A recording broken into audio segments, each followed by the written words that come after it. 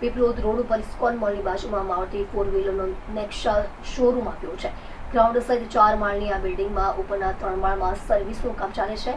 બીજા માળ ઉપર ઇલેક્ટ્રિક ડકની લાઇનમાં અચાનક શોર્ટ સર્કિટ થયું હતું અને ત્યાંથી આગની શરૂઆત થઈ હતી। ધીમે ધીમે આગ પકડતા બાજુમાં જ સર્વિસ માટે આવેલી બલેનો કારમાં આગ લાગી હતી અને આ કાર સંપૂર્ણ બળીને રાખ થઈ ગઈ હતી। તેની બાજુમાં જ અન્ય એક મારુતિની કાર હતી। આ કારને પણ જ્વાળા લાગતા મોટું નુકસાન થયું હતું।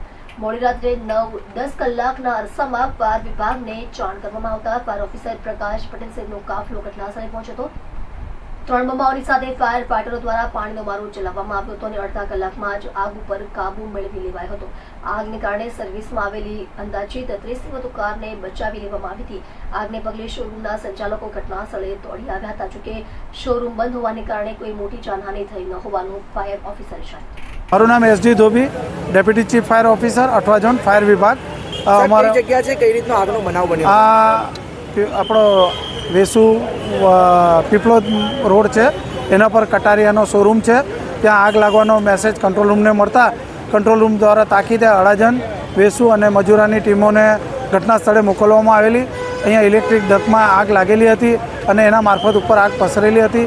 તાકીદે ફાયરની ટીમોએ આગ બુઝાવવાની કાર્યવાહી શરૂ કરેલી અને ઉપર તમામ માળો ચેક કરીને આગને કંટ્રોલમાં લીધી છે અને સાંજનો સમય હોય, બધા કોઈ પણ સ્ટાફ અહીંયા હાજર નહોતો એટલે અત્યાર સુધી કોઈ પણ જાનહાનિની સંખ્યા મળેલ નથી। કેટલા માળ સુધી આગનો બનાવ ફેલાયો હતો? આગ 3જા માળ સુધી હતી અને અત્યારે અમારી ટીમો અંદર ઓલરેડી કામગીરી કરી જ રહી છે। કેટલી ગાડીઓને હાલ અત્યારે કેવી પરિસ્થિતિ? અત્યારે ફાયરની 5 થી 6 ટીમો અલગ અલગ મોકલવામાં આવેલી હતી અને એ જેમ જેમ આગ કંટ્રોલમાં આવે છે એને પરત કરીએ છીએ।